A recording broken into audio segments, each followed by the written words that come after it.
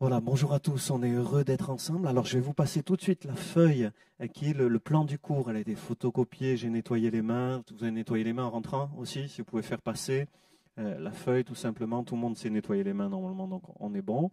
Euh, le programme du cours de théologie systématique. La théologie systématique, ce que je veux dire en introduction, je ne sais pas si vous le savez, mais dans une école biblique, le cours de théologie systématique, c'est le cours magistral, le cours numéro 1. C'est le cours qui dit l'orientation théologique de l'école. Donc, c'est un cours majeur. Le nom ne dit pas forcément grand-chose, mais quand vous faites de la théologie, vous allez à Aix-en-Provence, moi j'ai fait Aix-en-Provence par exemple, mais vous allez à Bordeaux, à l'ITB, à Jérusalem, où vous alliez, c'est le cours majeur qui dit l'orientation. C'est ce qu'on croit, c'est ce qu'on a compris de la Bible, c'est une manière d'organiser, une manière à l'occidentale si on veut, hein, voilà, de manière systématique. On dit systématique, c'est-à-dire c'est méthodique, c'est bien organisé. Voilà, on aborde thème après thème, les grands thèmes de la foi, voilà. Et c'est vraiment le cœur de ce qu'on croit. Et donc c'est essentiel. Ça recoupe en partie le cours qu'on avait ici dans l'Église, qu'on appelle cours numéro 2, excusez-moi, de doctrine chrétienne. Donc ça rejoint le cours de doctrine. Ça implique aussi des éléments de ce qu'on a ici à Antibes, le cours numéro 4, qui est initiation à la théologie, mais ça va également un peu plus loin. Donc vous l'avez sur le document, l'acquisition, les objectifs, c'est l'acquisition des bases bibliques sur lesquelles repose la vie en communion avec Jésus-Christ, donc les bonnes bases. Deuxième objectif du cours, l'assimilation d'une nourriture solide sans avoir à revenir sur les éléments de base de la parole de Dieu. Donc c'est des éléments de base, mais aussi, voilà, on va un peu plus loin que juste les bases. On va acquérir tout ce qui fait qu'on peut être solide. Au fond, c'est tout ce qu'un chrétien a besoin de savoir, tout ce qu'un chrétien ne peut pas ignorer, ne doit pas ignorer pour être solide et justement pour être enraciné dans sa foi, dans la Bible, afin de ne pas se laisser entraîner dans les fausses doctrines. Une des attaques du diable, c'est de nous faire croire aux mensonges, c'est d'altérer la vérité. Ce n'est pas forcément que les gros mensonges, mais c'est les demi-vérités. Et donc le but de la théologie systématique, c'est d'établir des vérités saines, sûres et solides, et des vérités absolues auxquelles on peut croire, sur lesquelles on peut s'appuyer. Il y a dans la Bible des passages difficiles. On peut aborder les passages difficiles, sur lesquels il y a des interprétations diverses, possibles. Voilà, ça c'est possible. Mais dans la théologie systématique, on va aborder ces points un peu compliqués, mais on va surtout aborder les éléments certains, sûrs, sur lesquels on va s'appuyer en disant, voilà, c'est sur ça qu'on s'appuie. Peut-être sur un point précis, il va y avoir une part d'incertitude, mais voilà ce sur quoi on n'a pas d'incertitude, ce qui est sûr, solide, sur quoi on va fonder notre foi, et qui fait qu'on va reconnaître tout de suite les fausses doctrines. Je l'ai dit souvent ici dans l'Église, mais je veux le redire, il y a une brigade de détection des faux billets aux États-Unis. Le dollar, c'est le billet le plus imité au monde. Vous savez que les hommes dans le monde, ils courent après l'argent. C'est le dollar, c'est le plus imité au monde. Et il y a une brigade de détection des faux billets. Ils ont une technique infaillible pour découvrir un faux billet. Vous voyez, c'est pas évident parce que le faux, il ressemble au vrai. Et oui, un bon faux, c'est quelqu'un qui ressemble au vrai. Dans les fausses doctrines, c'est pareil. Des fois, ça ressemble vraiment au vrai. Mais il y a un moyen infaillible pour découvrir si c'est un faux ou si c'est un vrai. Et c'est très simple. Dans la brigade, ils apprennent par cœur le vrai.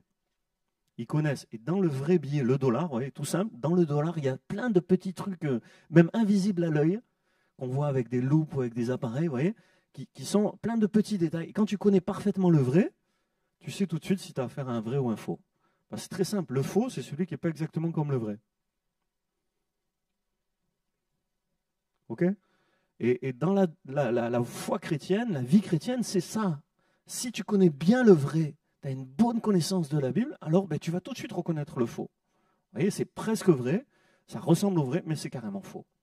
Et donc tu vas le reconnaître plus rapidement parce que tu as une bonne connaissance du vrai, tu peux résister aux fausses doctrines. Alors, juste avant de rentrer dans les livres de référence, juste dire qu'au milieu de nous, on a des élèves de l'école biblique, et puis on accueille au milieu de nous des jeunes baptisés ou des gens qui sont venus simplement parce qu'on les a invités, et on a ouvert ce cours à d'autres. On est très heureux de vous accueillir. Dans ce cours, on ne va pas baisser le niveau de ce qu'on propose à l'école biblique, mais on va essayer d'être accessible pour tout le monde. Et il y aura des moments de questions-réponses. Vous pouvez aussi venir me voir en dehors des cours, on peut discuter. Il y aura du travail à faire pour les gens de l'école biblique, mais pour ceux qui sont juste, si vous voulez, si vous n'êtes pas inscrit à l'école biblique, vous pouvez faire le travail comme les autres si vous avez envie de relever le challenge, mais si vous n'avez pas envie, vous n'êtes pas obligé. Si vous n'êtes pas à l'école biblique, vous n'êtes pas obligé de faire le travail qu'on vous demande de faire. Vous comprenez?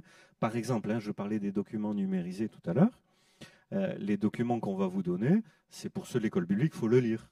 Pour les autres, si vous les lisez, ça vous apporte un plus. Mais si vous ne les lisez pas, vous n'êtes pas obligé, vous, de les lire. Vous comprenez? Mais ceux qui sont à l'école biblique, il faut lire les textes, parce que si je les ai choisis, c'est des textes choisis qui vont vous apporter beaucoup, qui vont vous faire réfléchir sur les sujets qu'on aborde, qui vont vous apporter un plus. Le temps est limité au niveau de mon intervention orale, et avec la lecture, on va plus loin. Au fond, ça, c'est une clé de la vie. Si tu te contentes dans ta vie juste de prendre ce que tu entends, ce qui vient à toi, tu vas moins loin que si tu prends le temps de lire et de te renseigner par toi-même. Et un cours comme ça, c'est donner des pistes dans lesquelles vous allez pouvoir aller plus loin à votre rythme, selon votre désir, votre disponibilité. Et au fond, voilà, personne n'est juge de ce que vous faites, et c'est vous qui avancez dans votre vie spirituelle à votre rythme et selon votre motivation. Moi, mon but, c'est de vous donner les éléments. Et plus vous prenez d'éléments, plus vous avancez vite. Mais il ne faut pas vous stresser non plus parce que chacun son rythme. Oui, chacun son rythme, chacun son niveau de maturité. Là, on arrive là, il y a des profils différents de compréhension. Donc voilà, vous ne stressez pas. Le but, c'est de vous donner les éléments pour que tout le monde puisse avancer. Mon objectif, c'est qu'à la fin, tout le monde ait fait des progrès. OK? Qu'est-ce qui est encore là avec moi? On est bon, super. Est-ce que vous avez une question? Non, c'est clair. À tout moment, vous pouvez m'interrompre, vous levez la main, vous dites, tiens, moi j'ai une question. Ça me fait plaisir les questions, moi. Honnêtement. Moi, je suis un homme, j'aime les questions. Même sur un thème, si vous voulez, un jour, si vous avez plein de questions, moi j'arrête mon cours et on ne fait que répondre à vos questions. C'est un plaisir pour moi. OK? Pas de problème. Alors, les éléments, les livres de référence. Outre le cours numéro 2, le cours numéro 4 de notre Église, qui existent, qui sont disponibles sur Internet, qu'on mettra sur la plateforme de l'école biblique, j'ai pris des livres qui sont des livres de référence en théologie systématique pour moi. D'abord, le premier qu'on m'a offert, Ce que la Bible enseigne de Ruben Torré. Voilà, quand j'ai commencé dans l'église, c'est ce qu'on m'a dit. On m'a dit, tiens, voilà, c'est ça que tu dois lire et tout ça. Et vraiment, ça fait plus de 25 ans que je connais le Seigneur, que j'étudie la Bible. Je me dis, c'est toujours vraiment le livre de référence. Ce que la Bible enseigne. Très simple, citation biblique, vérité biblique qui est à déduire de cette citation. Vous pouvez vérifier tout ce qu'il dit.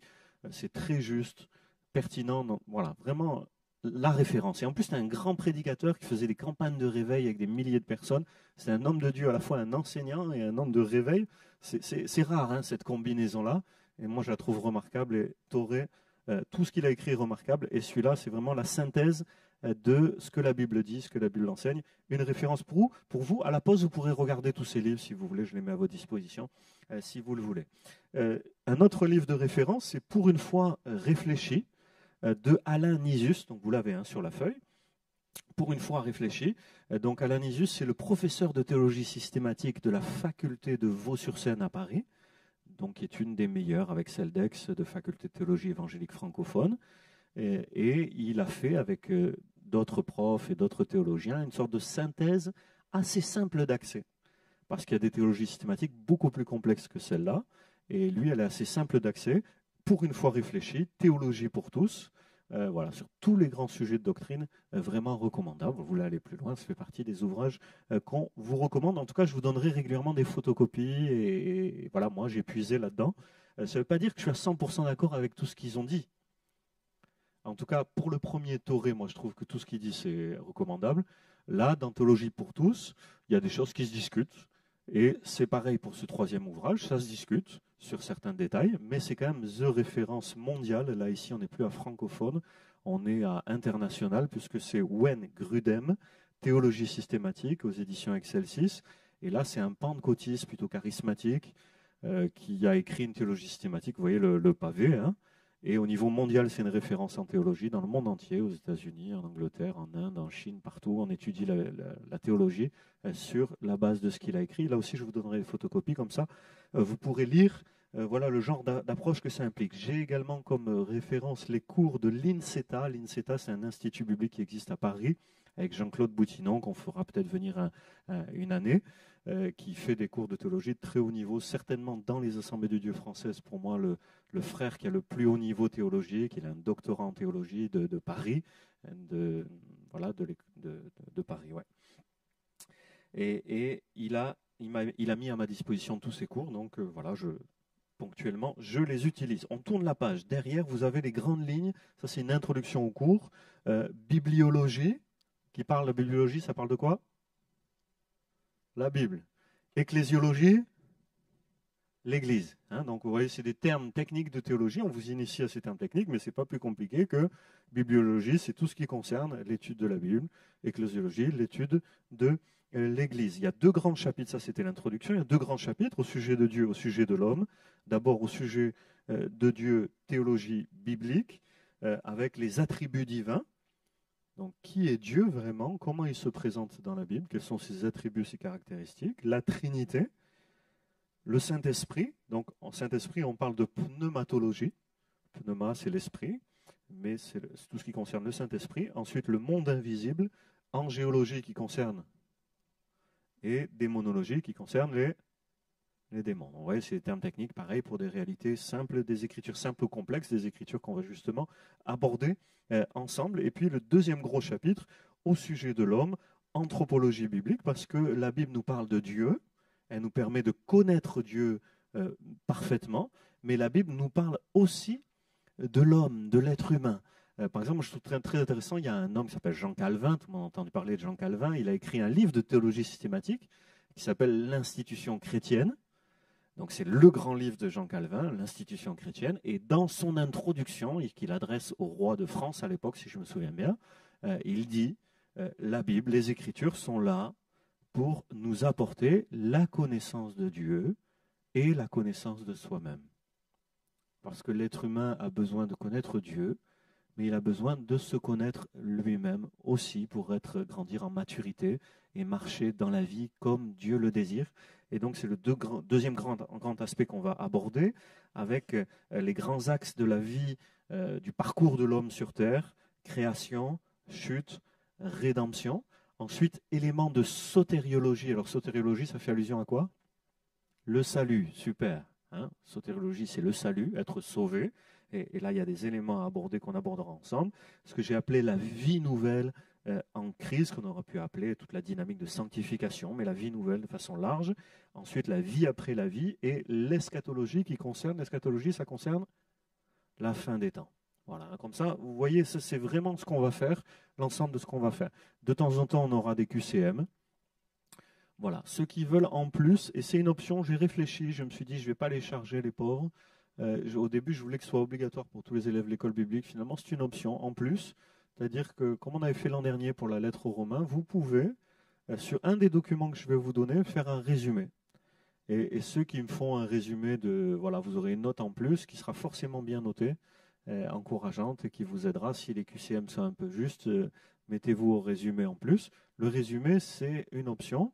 Le résumé, c'est un recto verso maximum, un recto minimum. Donc, vous voyez, une feuille, recto minimum, recto verso maximum, qui résume un des documents. Voilà. Et ça, c'est si vous voulez, je ne vous l'impose pas. Par contre, il y aura des QCM, vous verrez, il y en aura déjà un aujourd'hui. Donc, soyez bien attentifs. Et puis, celui d'aujourd'hui ne sera pas noté, mais ça permet de vous confronter à un QCM sur les questions de théologie systématique et de voir comment on va travailler. Et la validation se fera au minimum pour les élèves de l'école biblique, sur la base du QCM au minimum, et avec le résumé en plus, si vous voulez le faire. Est-ce que vous avez une question sur ça? C'est clair? On est bon? Allez, on est bon. Le deuxième document, alors si quelqu'un m'aide à le faire passer, justement, c'est un extrait ou plusieurs extraits du cours de Jean-Claude Boutinon de l'INSETA à Paris sur le premier sujet qui est la bibliologie. Donc, vous avez ce document, il va venir, on ne va pas tout le lire. C'est vous qui le lisez si vous avez envie de progresser sur cette question de la bibliologie, mais il va nous amener sur des points importants. Si vous voulez bien prendre avec moi dans 2 Timothée chapitre 3, nous faisons une première lecture, 2 Timothée chapitre 3 et verset 15.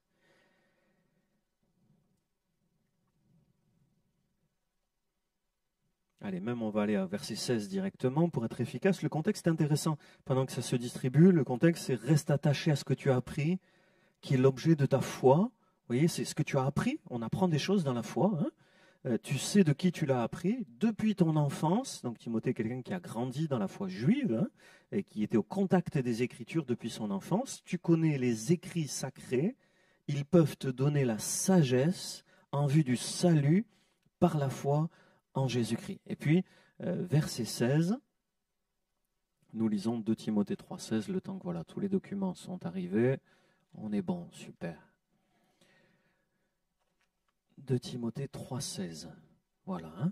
Et là, c'est un verset même peut-être que vous pourriez connaître par cœur. En tout cas, moi, il me semble que les croyants devraient connaître ce verset par cœur. Toute écriture est inspirée de Dieu et utile pour enseigner. Alors, selon les traductions, il y a des, mais c'est la même idée, pour enseigner, pour convaincre, pour redresser, pour éduquer dans la justice, afin que l'homme de Dieu soit, alors moi, dans ma traduction, j'ai adapté, accompli et préparé à toute bonne œuvre.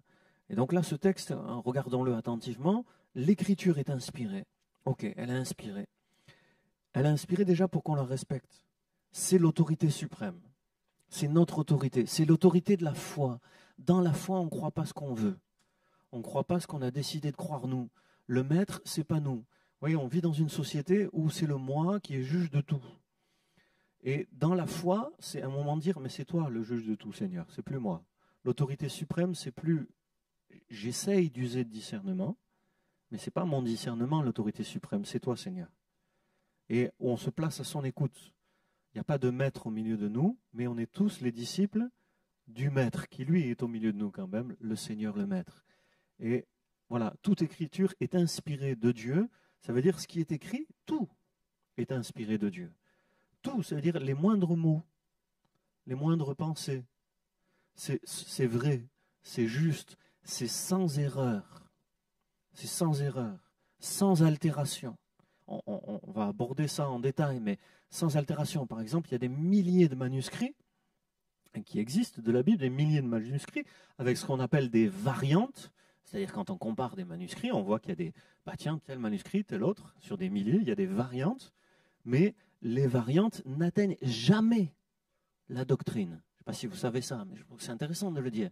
Jamais. Ces variantes, c'est par exemple la virgule, il n'y a pas de virgule en fait dans le texte, mais c'est l'orthographe des mots, c'est les noms propres qui sont orthographiés différemment par exemple, ou c'est un mot qui est remplacé par un autre, parce qu'en hébreu, des fois c'est juste un point ou un petit détail de l'écriture en hébreu qui fait que le mot, la lettre peut être une lettre différente, et donc du coup avec une lettre différente, on donne un mot différent.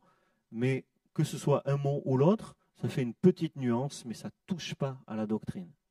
Toutes les écritures sont, malgré les variantes, sont claires sur ce qu'elles enseignent, sur la doctrine. En tout cas, tous les manuscrits arrivent à la même doctrine. Il y a des savants qui se consacrent à l'étude des manuscrits. Il y a des gens qui l'ont transmis jusqu'ici. L'histoire de la transmission de la Bible, vous avez des éléments dans le document. Moi, là, je parle, et arrêtez-moi quand vous voulez, mais je parle vraiment de, voilà, tout simplement avec mon cœur, de tout ça, de ce que j'ai appris. Mais ceux qui l'ont transmis s'appellent des massorètes. M-A-2-S-O-R-E-T-E-S, les massorètes, qui sont des sortes de scribes, qui se sont, voilà, c'est leur métier, c'est devenu leur métier. Ils y ont consacré toute leur vie à transmettre les Écritures, à recopier. Au départ, c'est des gens qui recopiaient, qui comptaient le nombre de lettres et le nombre de mots par ligne. Vous voyez, vous avez, on prend le texte, et voilà, ou même sur le texte qu'on vient de lire, toute Écriture est inspirée de Dieu. Donc, il comptait sur chaque ligne, regardez chaque ligne, le nombre de mots, tac, et le nombre de lettres. Et puis il recopiait. Et à chaque fois, à chaque fin de ligne, même donc les sortes de scribes juifs se lavaient les mains, faisaient une prière à chaque fin de ligne. Et puis comptaient le nombre de mots nombre de lettres pour ne pas faire d'erreur. Et ils pouvaient ainsi regarder entre le manuscrit original et la copie qu'ils avaient fait, à la lettre près, si c'était identique ou pas. Il n'y a aucun autre ouvrage ancien qui a été autant recopié avec autant d'attention, d'application et qui est aussi sûr que les Écritures, que la Bible. Pas parce que le pasteur le dit, parce que le Saint-Esprit nous a visités et on croit que c'est vrai, non, mais parce que c'est vrai. Par exemple, moi j'aime beaucoup cet exemple parce qu'on apprend l'histoire des Gaulois. Vous connaissez l'histoire des Gaulois à l'école? Vous avez les Gaulois et puis vous avez Jules César qui a attaqué la Gaule. Vous connaissez cette histoire? Jules César, il a attaqué là. On connaît tous cette histoire. On a regardé, comment il s'appelle, Astérix et Obélix. Et puis à l'école, on nous en parle à l'école. C'est sur les Gaulois, vous voyez. Et puis les Romains, on la connaît l'histoire. Vous savez combien il y a de manuscrits de l'histoire des guerres de Jules César contre la Gaule? Vous savez combien il y a de manuscrits? Des documents? Il y en a 10. On a 10 manuscrits anciens, avec des grosses variantes, et qui datent de 1000 ans après Jules César. Pourtant, on nous l'enseigne à l'école. Il y a Jules César qui a conquis la Gaule. Et on nous raconte les histoires. Il n'y a que 10 manuscrits qui datent de 1000 ans après. Bon, la Bible, il y a 5000 manuscrits et qui datent de moins d'un siècle pour les plus anciens, à peu près un siècle après qu'ils aient été écrits. Donc ça n'a rien à voir en termes de fiabilité, de sûreté, de garantie d'authenticité. Alors vous trouverez toujours dans le monde des gens qui attaquent la parole de Dieu. De toute façon, c'est l'œuvre du diable de dire mais Dieu a-t-il réellement dit, d'attaquer ce qui est écrit.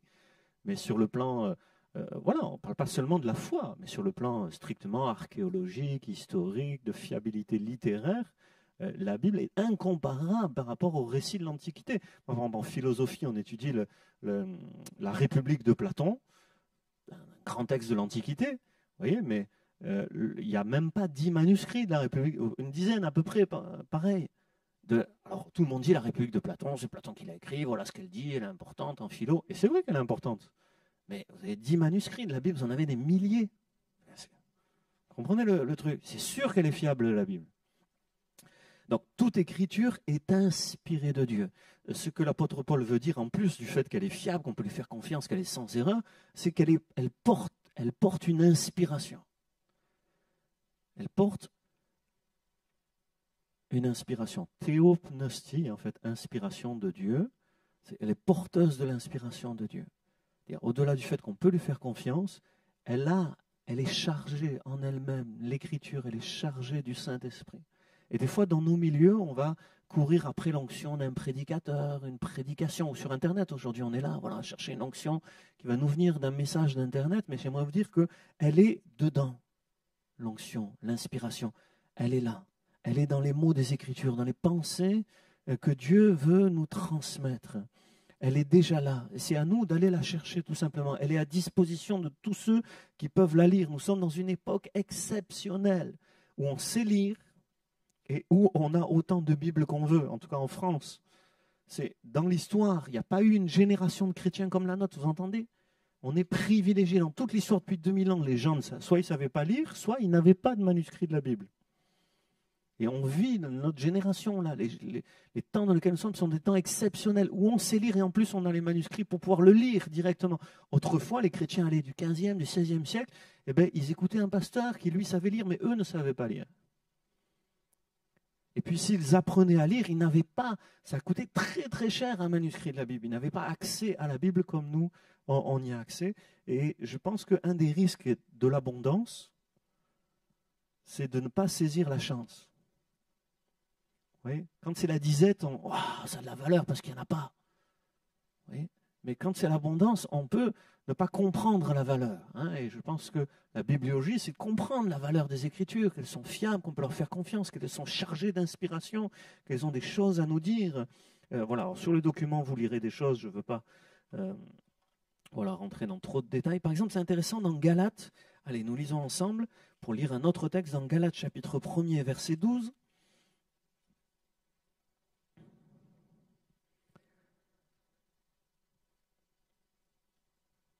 Allez, 11 et 12, Galates 1, 11 et 12. Paul dit, je vous déclare, frères, que l'évangile qui a été annoncé par moi n'est pas de l'homme. Paul dit, mais ce que je vous annonce, ça ne vient pas de l'homme. Ce n'est pas le fruit d'une tradition, d'une réflexion. Ça ne vient pas de l'homme, car moi-même, je ne l'ai ni reçu ni appris d'un homme, mais par une révélation de Jésus-Christ. Et donc là, le mot-clé simplement que je veux souligner ici, c'est cette dimension de révélation.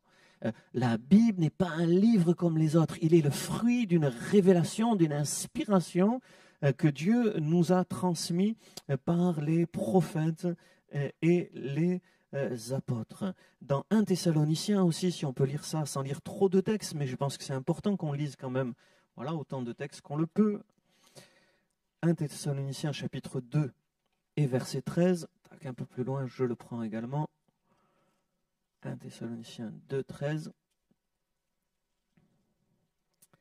dit ceci, c'est pourquoi nous rendons continuellement grâce à Dieu de ce qu'en recevant la parole de Dieu que nous vous avons fait entendre, vous l'avez accueillie.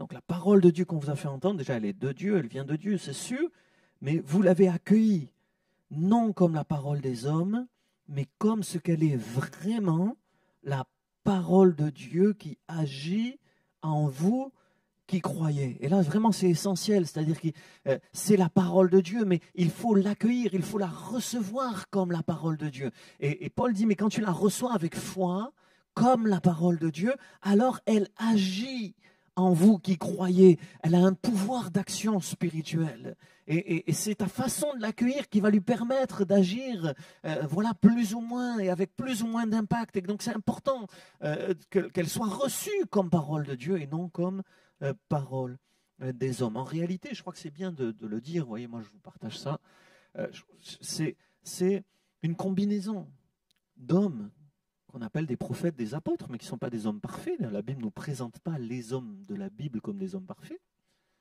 mais d'hommes inspirés de Dieu. Il y a dans les Écritures des mots humains, des mots qu'on va étudier, où il y a donc une transmission, une traduction. Il y a l'être humain avec sa personnalité. Par exemple, on étudie les évangiles, c'est intéressant. Tu regardes la personnalité de Marc ou de Luc, vont être un peu différentes. Marc, c'est un gars, c'est l'homme du aussitôt. Il va raconter des faits, il raconte des histoires, Marc, et des faits, et souvent utiliser cette expression aussitôt. Bon, voilà, il a une personnalité, Marc. Luc, c'est un médecin. Il est plus posé, il fait un travail d'historien, il a un autre regard, il va être plus complet dans l'exposition des choses, il va noter des détails que Marc n'a pas notés. La personnalité des hommes joue dans l'écriture. Un prophète va avoir une personnalité, notre prophète une autre personnalité. Et Dieu ne gomme pas les personnalités. Moi, je trouve que c'est super important. Parce que c'est comme avec nous, vous voyez, on croit tous au même Seigneur, on reçoit tous le même Saint-Esprit, mais on va avoir des personnalités différentes. Et Dieu gomme pas les personnalités, Dieu respecte les personnalités. Et la diversité des personnalités est voulue de Dieu. Le Créateur aime cette diversité. Il est à l'origine de la diversité dans la nature. Il est à l'origine de la diversité au milieu de nous. Il est aussi à l'origine de la diversité dans les Écritures. Où vous allez avoir des histoires, vous allez avoir des poèmes, vous allez avoir des textes prophétiques, vous allez avoir des enseignements doctrinaux, des styles apocalyptiques, des styles complètement différents. Une diversité de styles, de genres, on a vu ça en herméneutique, mais qui font la richesse de la Bible, que Dieu a voulu cette diversité. Et donc, la personnalité de l'écrivain biblique est respectée par Dieu. Dieu respecte sa personnalité, mais en même temps, il utilise cette personnalité, et dans cette personnalité, il met son inspiration, sa révélation, avec des formes différentes pour toucher des gens différents, mais toutes utiles pour former, dans le premier texte qu'on a lu dans 2 Thessaloniciens, c'était former l'homme de Dieu, la femme de Dieu. Convaincre, redresser, enseigner, éduquer, afin que l'homme de Dieu, la femme de Dieu, soit préparé à toute bonne œuvre, pour qu'on puisse agir comme Dieu le veut. Qui est la finalité. La finalité, ce n'est pas de faire de nous des théoriciens, mais de faire de nous des praticiens des Écritures de la Bible. Nathan.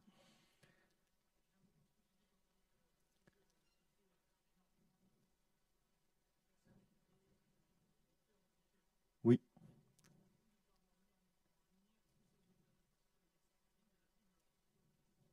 Oui, Alors justement, on va y venir sur la diversité des auteurs. Il y en a qui sont anonymes. C'est ça que tu veux dire? Pourquoi? Oui. Et alors c'est intéressant. Pourquoi Dieu a utilisé des anonymes? Et là aussi, moi je pense qu'il y a un message de Dieu. Dieu utilise les anonymes. Si tu te sens comme un anonyme, comme un petit, qui n'est pas grand-chose au milieu des autres, qui sera vite oublié, parce que oui, là, plutôt jeune hein, dans l'ensemble, mais il y a une réalité qui vient à un moment donné quand on voit la fin arriver de notre vie. En tant que pasteur, on le voit. Hein, et finalement, qu'est-ce que j'ai laissé dans la vie? Qui je suis, moi? Qu'est-ce que j'aurais fait? Pas grand-chose. Tout s'envole, tout disparaît. Je suis qu'un anonyme qui n'a pas fait grand-chose. Mais Dieu se sert des anonymes. Dieu a gravé dans sa parole éternelle des textes qui ont édifié 2000 ans d'histoire chrétienne, voilà, et plus ce qu'il y avait avant et ce qui viendra après, avec des auteurs anonymes. Des auteurs anonymes qui ne se sont pas mis en avant, dont on a oublié le nom, mais qui pourtant ont leur place dans la parole de Dieu. Avec des noms aussi dont on ne sait même pas. Des fois on a des noms, on se dit pourquoi il est là, lui, ce nom, on ne sait même pas qui c'est. Et puis des textes dont on dit, je ne sais même pas qu'est-ce qu'il a écrit ce texte, mais il est là. C'est la parole de Dieu. Alors, ça répond à ta question, hein? Amen.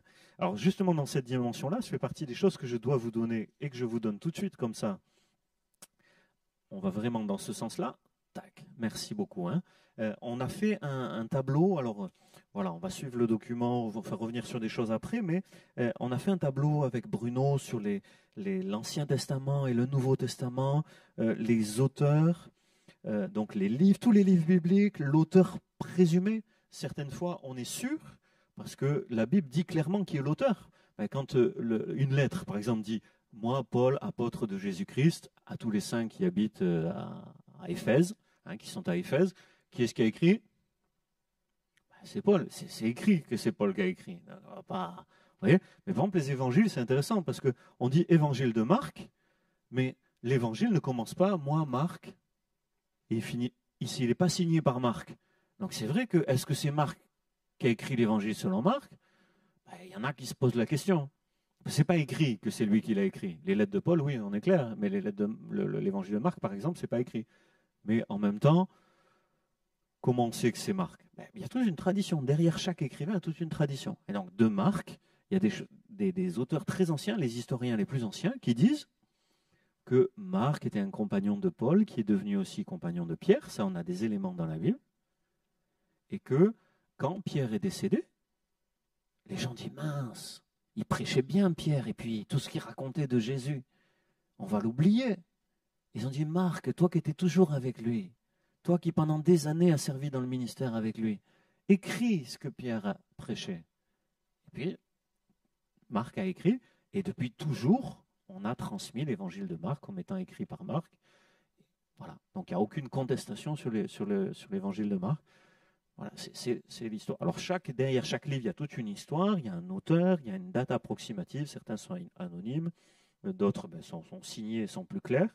Il y a un lieu éventuellement. Donc vous avez le Nouveau Testament, l'Ancien Testament, vous avez les éléments. Je vous laisse les découvrir. Un des aspects sur ça, vous avez le tableau, peu importe, enfin je ne vais pas rentrer dans les détails, on n'a pas le temps, mais un des aspects, c'est que certains livres ont été contestés plus que d'autres. Par exemple, je vous donne un exemple que je suis en train d'étudier en ce moment, c'est l'Apocalypse.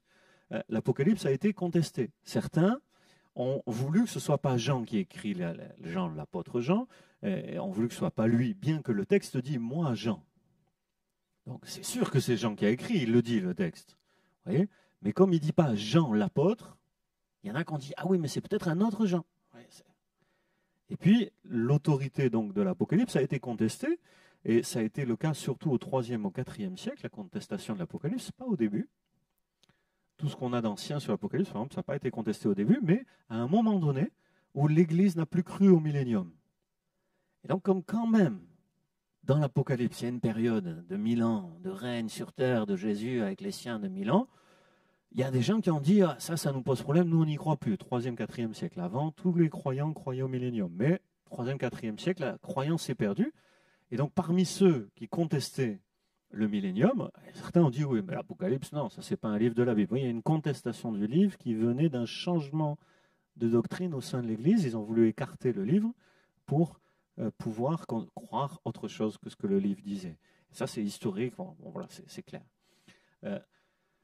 Maintenant, la Bible sans l'Apocalypse, il manquerait quelque chose. Parce qu'elle commence au commencement, et sans l'Apocalypse, elle finit par la lettre de Jude. Avec l'Apocalypse, elle finit à la fin des temps. C'est évident que la Bible n'est complète qu'avec l'Apocalypse. Et puis, il y a un contexte historique de contestation de l'Apocalypse qui venait sur une doctrine que l'Église ne voulait plus croire à un moment donné, que certains ne voulaient plus croire.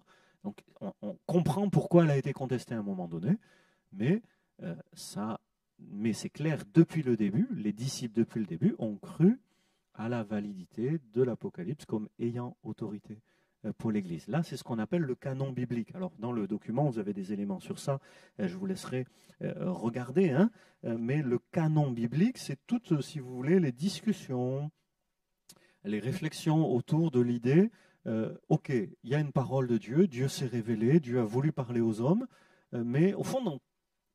Est-ce que la Bible a ces 39 livres de l'Ancien Testament, 27 livres du Nouveau Testament, ou est-ce qu'il n'y en aurait que 37 sur 39, ou 30 sur 39, ou 40 au lieu de 39 dans l'Ancien Testament, ou est-ce que, vous voyez, il y a toute une discussion là autour de ça.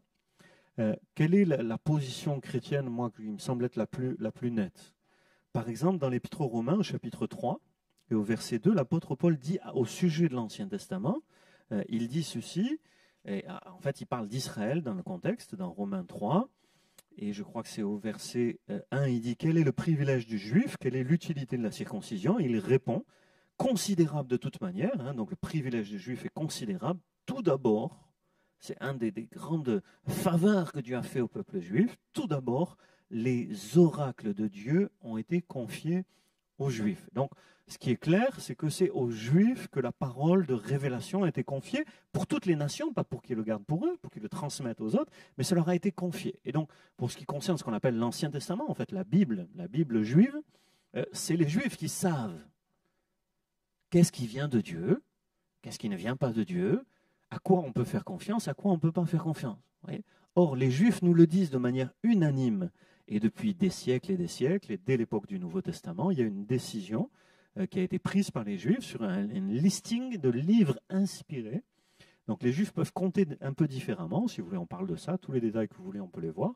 Ils peuvent compter un peu différemment le nombre de livres, mais les livres que nous on compte 39 dans l'Ancien Testament, par exemple nous on a 1 et 2 Samuel. Donc pour les Juifs il y a un livre de Samuel mais qui comprend... Donc du coup, ça fait un nombre différent au total, mais c'est la même chose. On est d'accord, hein? Donc les livres de l'Ancien Testament, c'est les Juifs qui savent, parce que les oracles de Dieu leur ont été confiés. Or, il y a, je te donne la parole Nathan, et il y a ce qu'on appelle des apocryphes, c'est-à-dire d'autres livres que, par exemple, les catholiques et les orthodoxes rajoutent à l'Ancien Testament contre l'avis des Juifs. Mais pour moi, ils font erreur évidente, puisque c'est aux Juifs que les oracles de Dieu avaient été confiés. C'est eux qui savent quels sont les oracles de Dieu, et c'est eux qui nous le disent, et donc notre Ancien Testament est tout simplement celui de la Bible des Juifs, puisque c'est à eux que ça avait été confié. Hein? Donc ces apocryphes, d'où ils viennent leur histoire, je te donne la parole, leur histoire c'est très simple, au IIIe siècle avant Jésus-Christ, il y a un roi grec, c'est les Grecs qui règnent sur le monde, il y a un roi grec qui dit aux Juifs, venez me voir, j'aimerais avoir une traduction de vos écrits. De ce que, vous voyez, vous écrivez, vous êtes un peuple quand même, vous êtes un petit peuple, vous les Juifs, on vous a dominé, tout ça, mais vous êtes intelligents. Vous avez écrit beaucoup de choses qui sont intéressantes dont j'ai entendu parler. Ben moi, j'aimerais les lire en grec, parce que moi, je ne parle pas votre langue hébreu là. Alors faites-moi une traduction en grec de vos écrits. Et il va réunir 70 savants juifs, il va les enfermer dans un lieu, il va dire, moi je vous nourris, voilà, je vous loge, tout ça, mais moi je veux que vous sortiez avec une traduction en grec de vos écrits. Bon, c'est l'homme le plus puissant du monde, voilà, les Juifs s'exécutent, et ce qui va sortir de ça, c'est ce qu'on appelle la Septante. 70, donc c'est le travail de ces 70 savants juifs du IIIe siècle avant Jésus-Christ, qui vont traduire tous les écrits juifs de leur époque. Et dans ces écrits juifs de leur époque, il va y avoir tous les livres de l'Ancien Testament, plus d'autres écrits. Et la confusion historique, elle va venir de là. Parce que dans cette collection d'écrits juifs, il y aura ceux qui ont autorité, qui sont les oracles de Dieu, et puis d'autres écrits qui sont intéressants. donc qu'on appelle apocryphe ou deutérocanonique. Les deux appellations existent. Deutérocanonique, c'est l'appellation catholique qui les a introduits dans la Bible. Apocryphe, c'est l'appellation juive et protestante. Donc ces écrits, pour être simples, pour être clairs, sont des écrits que vous trouvez dans toutes les Bibles catholiques, par exemple, la Bible de Jérusalem, Crampon, d'autres, voilà. Vous prenez, vous les voyez, ils sont dedans. Ils ne sont pas dans les Bibles second ou autres Bibles protestantes, mais vous avez dans les Bibles catholiques. Et donc, ils sont ni diaboliques, je crois que c'est important de le dire, ni diaboliques, ni inspirés. C'est-à-dire qu'ils ne sont pas, je veux dire, il n'y a pas de mal à les lire. Mais il ne faut pas les confondre avec les oracles de Dieu qui font autorité pour nous. Pour les Juifs, c'est clair. Ils l'ont traduit, ils les ont traduits en grec parce que les autorités grecques leur demandaient de traduire leur littérature. Et que ils faisaient partie de leur littérature. Mais la littérature, c'est une chose, la parole de Dieu, c'en est une autre, et les Juifs sont clairs sur ça. Ça fait partie de leur patrimoine littéraire, mais ça ne fait pas partie de la parole que Dieu a révélée aux Juifs et que les Juifs ont transmis au monde. Voilà la distinction entre les livres canoniques, qui sont dans notre Bible, et les livres apocryphes, qui ne sont pas dans notre Bible, mais que les catholiques ont intégrés parce qu'ils faisaient partie de ce recueil, et que à l'époque du Nouveau Testament, et puis je te donne la parole, en fond j'ai plein de choses à dire, mais je veux pas être trop long, vous embêter, mais j'écoute vos questions aussi. À l'époque du Nouveau Testament, les gens lisaient le grec, et donc ils ont utilisé ce recueil d'écrits juifs comme leur Bible, si vous voulez. Et donc du coup, voilà, dans le temps, ils ont récupéré des écrits qui n'étaient pas inspirés de Dieu, ils les ont intégrés. Et puis, ça a été un sujet de débat très fort entre catholiques et protestants, parce que dans un de ces livres, je crois que c'est dans 2 Maccabées, dans un de ces livres, par exemple, il y a la prière pour les morts. Donc, qui ne se trouve pas du tout dans la Bible. Dans la Bible, il y a cette idée quand tu es responsable de ce que tu fais dans ta vie tant que tu es vivant. Quand tu es mort, quelque part, tu as fini. Maintenant, c'est le jugement de Dieu, c'est Dieu qui est juste, qui décide de ton sort. Ton sort, toi, tu en décides dans ta vie. Et dans toute la Bible, il n'y a aucune prière en faveur des morts. Mais dans 2 Maccabées, qui est un apocryphe, il y a une prière en faveur des morts. Et donc pour les catholiques, c'était important, puisque pour eux, leur pratique, je fais une petite parenthèse, mais très rapide, c'est pas important, mais leur pratique, c'est de dire, il est mort, mais on va continuer à prier pour lui, au cas où qu'il puisse aller au purgatoire, et qu'en souffrant pendant quelques centaines d'années, peut-être, il échappera au châtiment qu'il a mérité. Donc on prie pour les morts. Et donc ça faisait partie du débat. Mais je vous dis, moi, ce qui me semble être la bonne position, c'est Romains chapitre 3 qui dit « Les oracles de Dieu ont été confiés aux Juifs ». C'est eux qui nous disent quelles sont les écritures inspirées auxquelles on doit faire confiance. Et on s'en tient à cela. Nathan, je suis désolé. Ta question.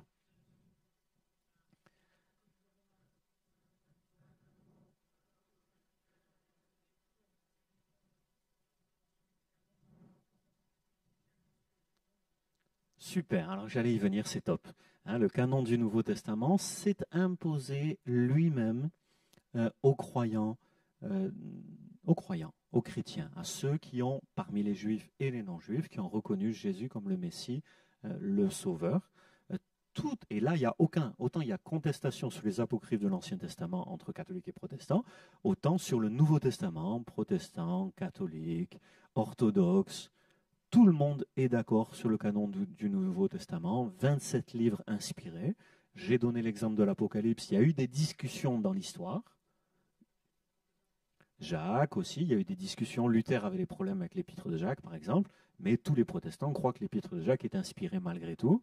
Et donc, aujourd'hui, tous les chrétiens du monde entier, de toutes les dénominations, sont d'accord sur les livres du Nouveau Testament.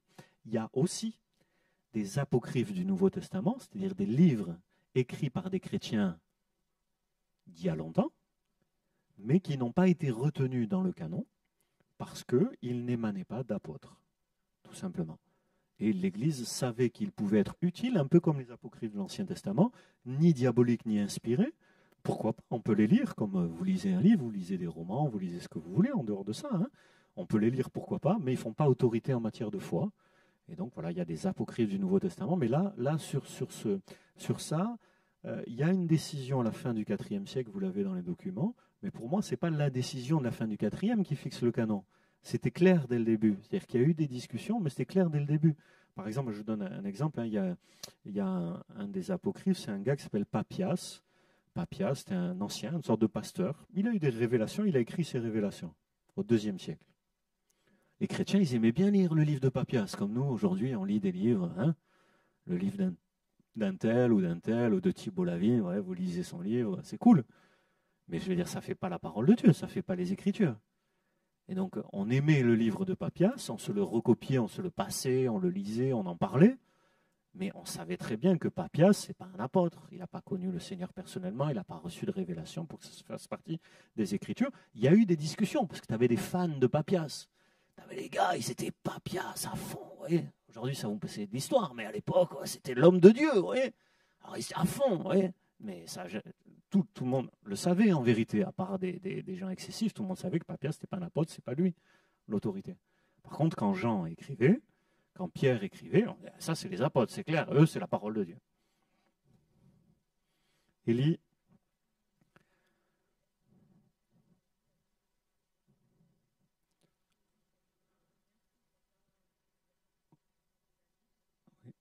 oui, il y a un intérêt à les lire pour moi, oui. Parce que en fait, il y a un intérêt à les lire si tu t'intéresses à l'histoire. Si tu n'aimes pas l'histoire, en fond, il n'y a pas d'intérêt à les lire plus que ça. Mais moi j'aime l'histoire. Pourquoi j'aime l'histoire? Parce que la Bible est un livre d'histoire. Et que c'est partie de la sagesse aussi de tirer des leçons de l'histoire. Et l'histoire nous permet de comprendre un certain nombre de choses. On vit mieux le présent et on construit mieux sa vie quand on connaît l'histoire. Et donc voilà, pour moi, ils sont intéressants à lire à titre historique. C'est-à-dire, tu sais, pour les apocryphes du Nouveau Testament, comment pensaient les premiers chrétiens, les questions qui les préoccupaient. Pour les apocryphes de l'Ancien Testament, tu comprends mieux l'histoire juive entre le dernier prophète Malachie et le Nouveau Testament. Ces apocryphes juifs ont été écrits dans cette période-là. Et ils te disent quelque chose de l'histoire juive et du contexte du Nouveau Testament. Et donc, ils sont intéressants à titre historique.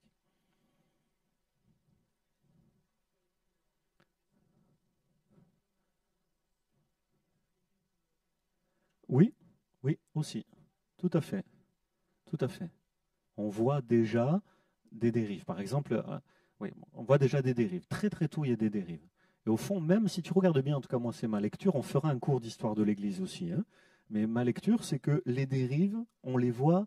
Alors, entendez bien ce que je dis. Le Nouveau Testament est 100% inspiré, c'est la parole de Dieu pour nous. Mais quand on lit le Nouveau Testament, on voit déjà dans l'Église le début des dérives. Le Nouveau Testament montre lui-même que même quand c'était le réveil, que le Saint-Esprit agissait avec puissance, qu'il y avait les apôtres et que l'Église était...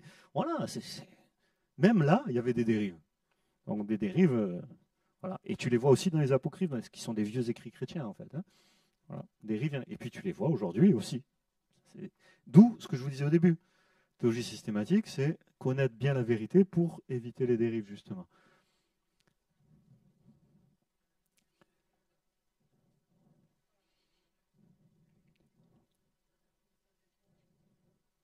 Oui, ça dépend de la personne qui l'a écrit.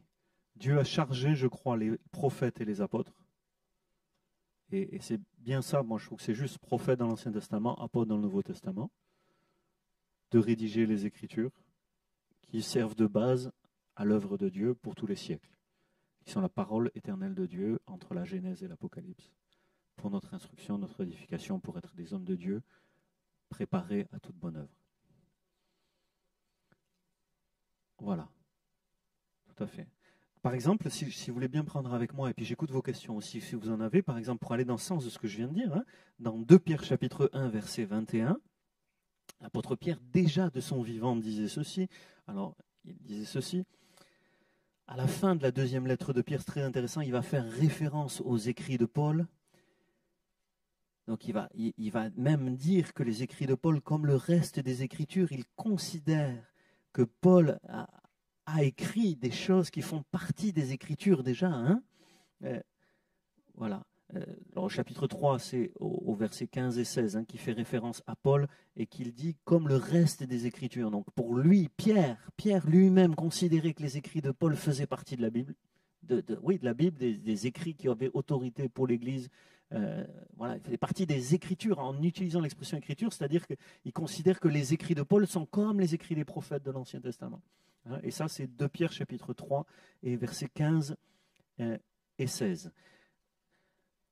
Mais dans le chapitre 1 déjà, au verset 21, nous lisons, il donne la clé de ce qu'on est en train de dire, à les versets même 20-21.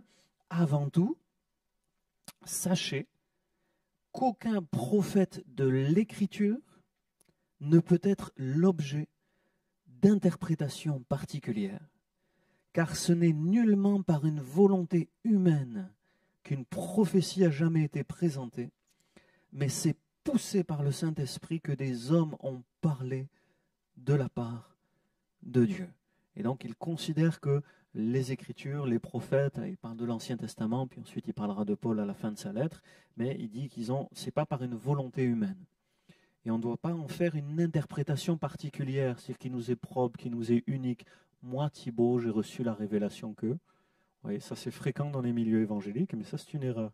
La Bible, c'est pas moi, Thibaut, j'ai reçu la révélation. Peut-être j'ai compris quelque chose que je n'ai pas compris avant, mais il n'y a rien de nouveau sous le soleil.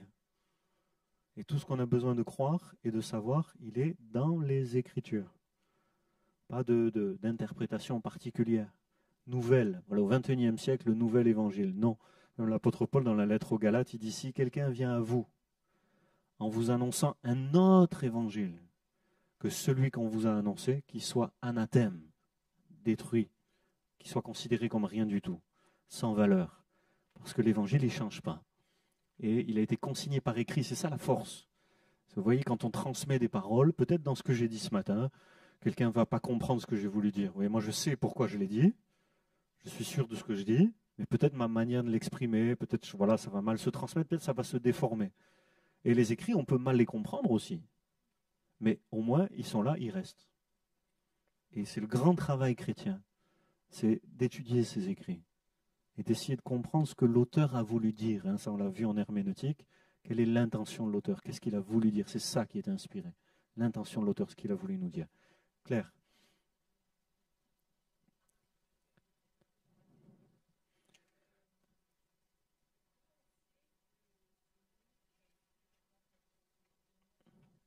Oui, alors par exemple pour Moïse, hein, c'est un sujet très débattu, la question de Moïse, mais pour moi, la réponse est claire, nette, et sans contestation, c'est Jésus lui-même qui cite des textes de la loi de Moïse et qui dit comme l'a écrit Moïse. Donc pour moi, ouais, après il y a des gens, des théologiens, ils se plaisent à contester même ce que Jésus a dit, mais bon, pour moi, ouais, si Jésus dit Moïse a écrit, ben, c'est que c'est Moïse qui a écrit, voilà, pas, voilà. Oui, alors il y a la tradition juive aussi, tout ça, mais Jésus cite le Deutéronome, par exemple, disant Moïse a écrit. Ah, plein de gens qui disent, ah oui, mais Deutéronome, c'est pas Moïse. Ouais, mais attendez, Jésus l'a dit, c'est Moïse qui a écrit. Alors, moi, je pense qu'il faut s'en tenir là. Bruno.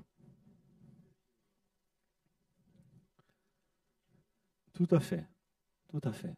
Dieu lui-même demande aux écrivains bibliques d'écrire, il y a plein de références sur ça, hein, où il leur demande d'écrire, et puis il y a cette fameuse expression, ainsi parle l'Éternel. Plus de 6000 fois, si je me souviens bien de mémoire, des milliers de fois en tout cas, ainsi parle l'Éternel. Dans la Bible, vous avez ainsi parle l'Éternel. Dieu le dit, c'est moi qui écris, le prophète le dit, c'est au nom de Dieu que je vous dis ça. Voilà. Et puis Dieu dit aux auteurs, écrit, à Jérémie et à plusieurs auteurs. Johnny.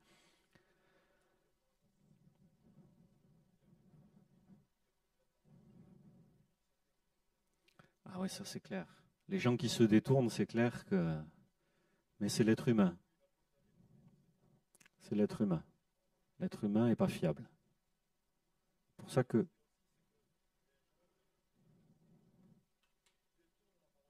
Oui.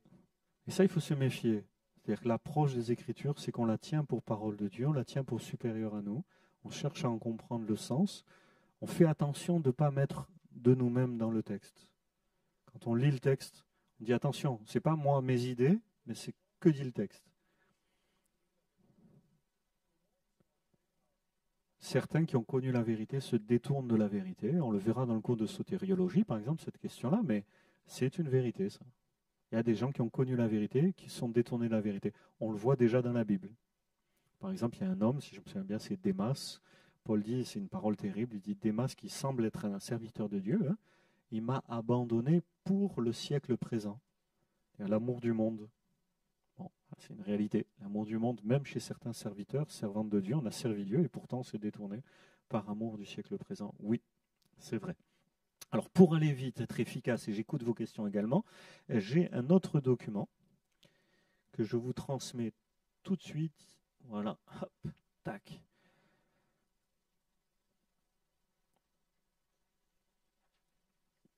Comment aborder la Bible?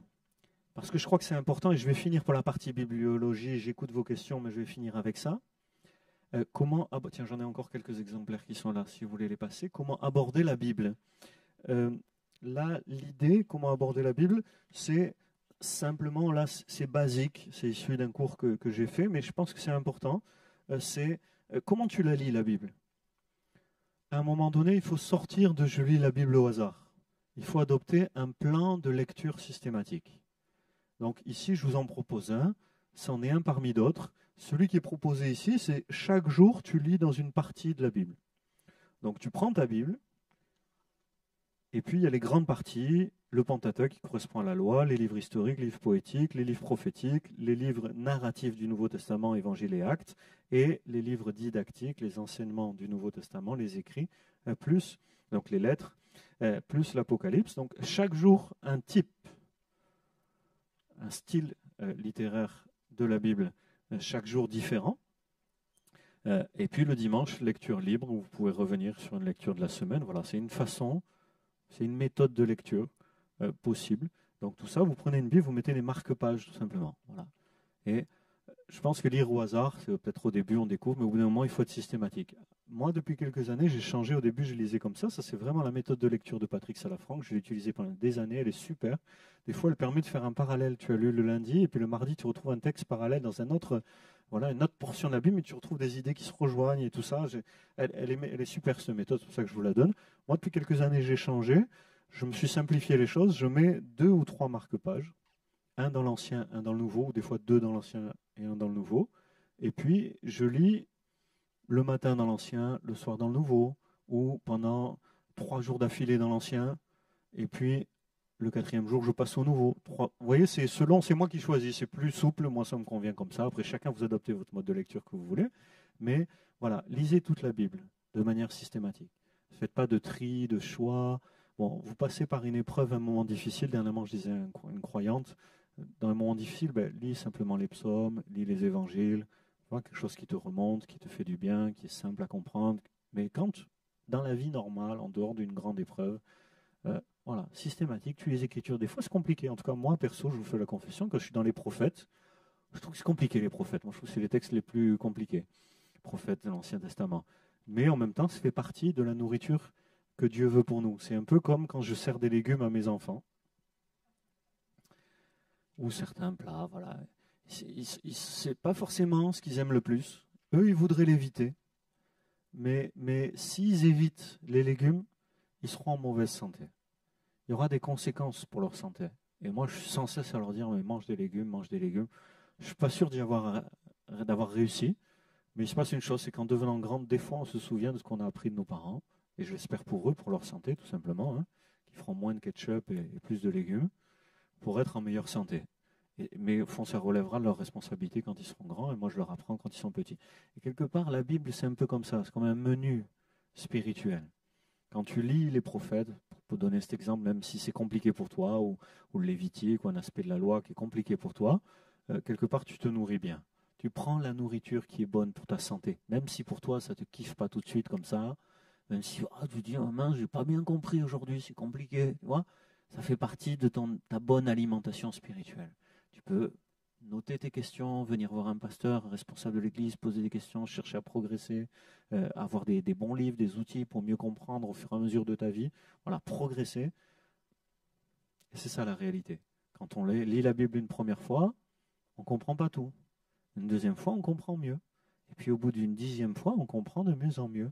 Et on n'a jamais fini de la découvrir, de l'apprécier. Voilà, donc méditer la Bible, cette dimension où on examine, on réfléchit à la Bible, on y repense. Également l'étudier par soi-même. Moi, c'est le challenge. Enfin, si vous êtes là, c'est que vous êtes des gens qui veulent étudier la Bible. Étudier par soi-même, c'est accessible à tout le monde. On prend un cahier, on prend sa Bible et on prend des notes sur ce qu'on comprend. Quand il y a quelque chose qu'on ne comprend pas, on peut noter des questions, poser la question à quelqu'un. On peut aussi faire de la comparaison de traduction. Vous lisez un texte, le texte c'est un peu compliqué. Ben, vous comparez avec une autre traduction. 2, 3 comparaisons, ça vous aide à mieux comprendre un texte. Ça, c'est de l'étude biblique déjà. Vous pouvez faire des parallèles. Vous étudiez un texte dans un évangile, vous allez voir, est-ce que le même texte se retrouve dans un autre évangile, et vous étudiez les deux textes avec les points en commun, les différences. C'est une forme d'étude aussi.